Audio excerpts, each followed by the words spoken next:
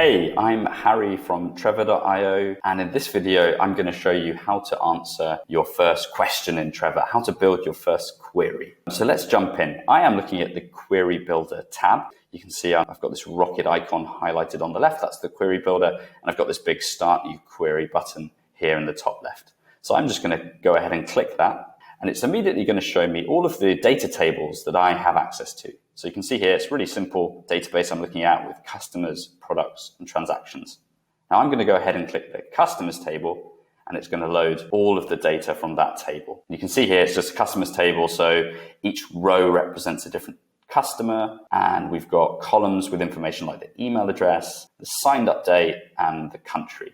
Now yours will probably be much bigger than that, but this is a really nice, simple test database for videos like this. So every query starts with a question that you want to answer. And the question I'm going to answer in this one is, what is a breakdown of our customers outside of the United States? So let's go ahead and answer that. I can dig into this data. I can start building that query either by adding steps here on the left or by clicking the column headers here at the top. So let's just do that. The first thing I want to do is exclude rows where the country is the United States. So I'm going to click the column header, do rows, filter, and country not United States. Type that in.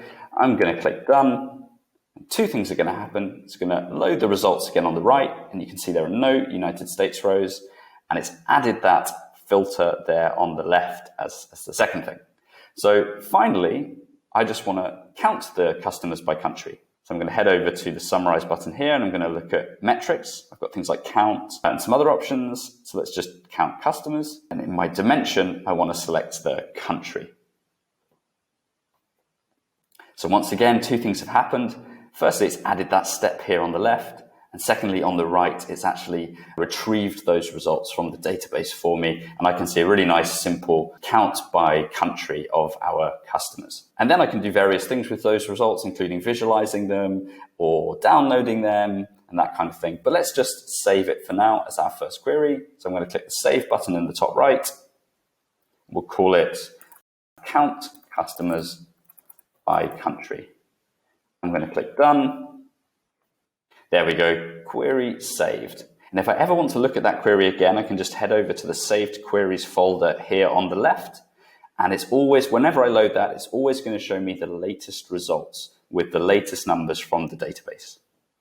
And that is it. So if you have any questions at all, just ping us anytime.